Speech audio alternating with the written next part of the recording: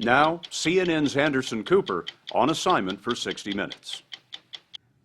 Coral reefs are often called the rainforests of the ocean. They're not just biologically diverse and stunningly beautiful, they're a source of food and income for nearly 1 billion people. They're also in danger. Scientists estimate that 25% of the world's reefs have died off, and much of what's left is at risk. There is, however, one spot in the Caribbean that marine biologists describe as a kind of underwater Eden, a coral reef largely untouched by man. It's called the Gardens of the Queen, and getting permission to go there isn't easy. It's located off the coast of Cuba, and as you might have already guessed, there are no direct flights. The story will continue in a moment.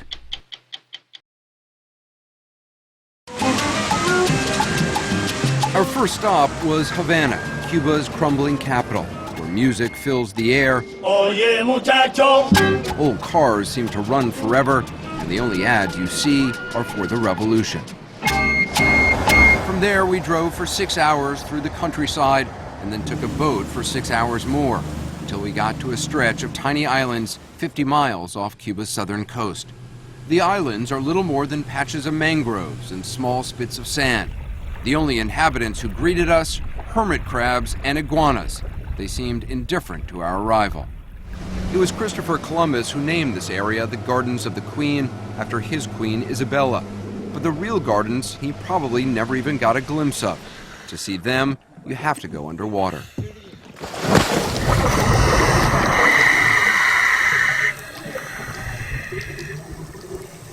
This is really the most incredibly well-protected and flourishing reef I've ever seen. We went diving with David Guggenheim, an American marine biologist and a senior fellow at the Ocean Foundation in Washington, D.C. The corals are healthy, the fish are healthy and abundant. There are predators here, large sharks. It's the way these ecosystems really should look. You're saying this is like a time capsule almost. It's a living time machine, and it's a really incredible opportunity to learn from. We brought special scuba masks with us so we could talk underwater. Every time we went diving, we could see sharks circling our boat before we even went in. David said they wouldn't bother us, and we certainly hoped he was right. The first thing you notice in this underwater Eden is the coral, its color, its texture. Coral isn't a rock or a plant, it's colonies of tiny animals that share a common skeleton. This is a large and relatively rare specimen of pillar coral. Those hair-like things are the tentacles of thousands of individual animals that are plucking microscopic plankton from the water. Coral is one of the oldest living animals on the planet. Some of it said to be 4,000 years old, older than the tallest redwood. What makes coral reefs so important is that they host an extraordinary variety of fish. Some come here for shelter from predators, others come here to eat. I've been diving in many places all over the world, and I've never seen so many large fish like this grouper here. There's about 6 or 7 Caribbean reef sharks circling around right now. Scientists will tell you the presence of so many sharks and different species of shark is a sign it's a very healthy reef. When we call coral reefs the rainforests of the ocean, we're talking about the diversity of life that lives on these reefs. The relationships among these animals, the fact that the corals create a home for the fish, that there are little fish that feed big fish, that some of these little shrimp walk inside the mouths of the grouper and clean parasites off of the grouper. It's a very complex web of life. You seem pleased to see all these predators, all these sharks around. They're a very important part of the ecosystem, and we've kind of forgotten that because we've taken about 90% of the sharks out of the world's oceans over the last 50 years. 90% of the sharks have been killed already. 90% of the sharks are gone from the planet now, along with other predators like tuna and swordfish, these predators that we just love to eat. Another predator under threat is the Goliath grouper, but here they're a common sight. This one is about 200 pounds and shows no fear of a 160-pound correspondent. It's amazing how sort of curious this grouper is. Just comes up and looks you right in the eye. David, do you ever see a grouper this big elsewhere? Never in my life. It's a critically endangered species. When you say critically endangered, what do you mean? Critically endangered is pretty much the highest level of endangerment before a species goes extinct completely. The one species David wishes he didn't see thriving in the gardens of the Queen is the lionfish. They appear to have been accidentally introduced into these waters by man. They have venomous spines and no natural predators. The lionfish is a beautiful fish. The problem is it doesn't belong here. It belongs in the Pacific.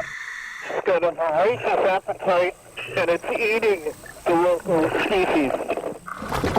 David Guggenheim is working with Fabian Pina, a Cuban marine biologist. He leads a team that's been studying the reef for the Cuban Ministry of Science. They've already identified 7 species of marine life that they believe are new to science. We saw a 200-pound grouper. Is that the biggest grouper that there is here? Well, no, we have seen larger than that. We have seen some specimen of Goliath grouper like 400, 600 pounds. 400, 600 pounds? Yeah, it's like a small car. The one I saw, the 200-pound one, I had the sense if I took a few inches too close, it would let me know. Yeah, sure. Maybe you hear down the water, boom, boom. That's the sound that is like saying, this is my territory, so keep distance and dive and enjoy, but all the things around are mine. Where did you learn to speak grouper? Well, you know, since 15 years ago. Fabian Pina's office is little more than a shack built on posts in the water. He was starting to explain why he liked working here so much when we were interrupted by one of his neighbors. Wow, did you see that? Magnificent. Yeah. Did you guys get, you didn't get that, no one got that, did they? Huge bird just swooped down, that was cool. Fabian told us 9-foot crocodiles have paid him a visit as well. Really? Yeah. I'm just gonna readjust here and bring my leg up from dangling over the edge of the water. Right there is now it's a great barracuda. Right there? Yeah. Right there. So this is the only place where you can see from your porch an animal like that. So it's wonderful. It's wonderful and increasingly rare. Only after seeing a place like this can you start to fully appreciate the tragedy that's occurring elsewhere in the oceans. In 2002, I went to Veracruz, Mexico, and I was told about the magnificence of the Veracruz reefs. And when we got there, we saw that 95% of that reef had died, and it had died quickly since the last time scientists were there. And I felt like I was going through a city. A magnificent civilization had once stood there, but it was burned out. Nobody was there. Scientists say the world's reefs are being harmed by a complex combination of factors, including pollution, agricultural runoff, coastal development, and overfishing. It turns out fish are essential to the health of a reef. Researchers at the National Oceanic and Atmospheric Administration and other leading institutions are also very concerned about climate change because they believe rising ocean temperatures are triggering a process called bleaching, in which the coral weakens, turns white, and often dies. This is a disaster in slow motion. It's been happening for decades, and it's much more difficult to see it happening, let alone get alarmed about it happening. Scientists are always using the term crisis. Is it really that bad what's happening under the water? Things are really that bad. We've already lost 25% of the world's coral reefs, and within 20 years it'll be another 25%. This is big. This is nice. This can be like 10, 15 years old fish. The reason this reef's doing so well, Fabian Pina believes, is that it's far from the mainland and well protected.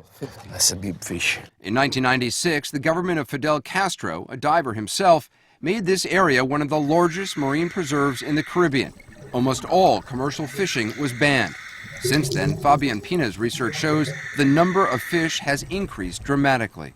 How much have fish populations grown here? It's between 30 and 50%. 30 and 50%. Yeah, that's huge. Fabian and David have noticed some bleaching here, but the coral tends to recover after a few months, leading them to wonder whether there's something about this reef that's making it more resistant to threats. Maybe it's because this ecosystem is being protected. It's got a leg up on other ecosystems around the world that are being heavily fished and heavily impacted by pollution. So that makes it more resilient. That's one of the theories, that if we do what we can locally, that these reefs have a better chance of being resilient to what's happening globally. So something here holds the key to figuring out how to save these other reefs and bring them back in some cases. That's what I think.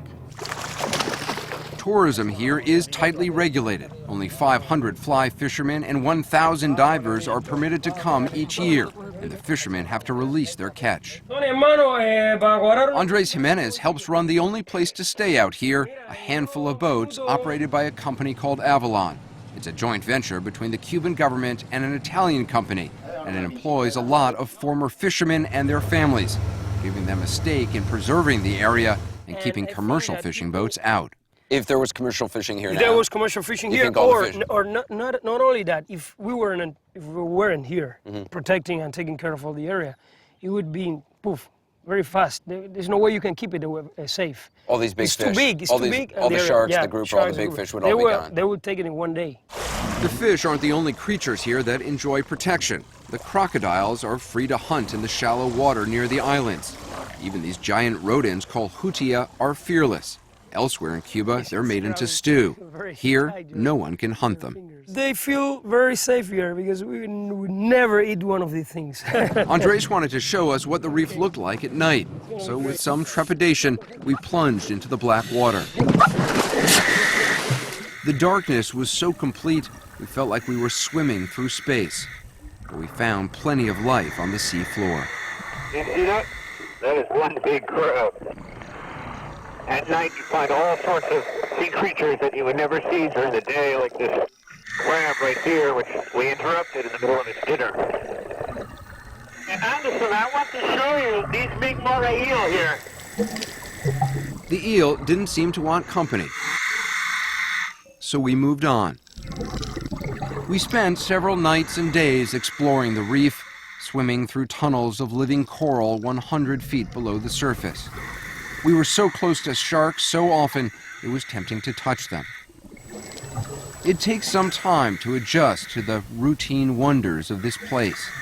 But after a while, even we began to feel like residents of the reef. You know, in the conservation world, the work that I do, a lot of it is pretty negative. You know, things have gotten pretty bad. So to come to a place like this and see it so alive, you know, I feel like a teenager again. I feel like there really is hope.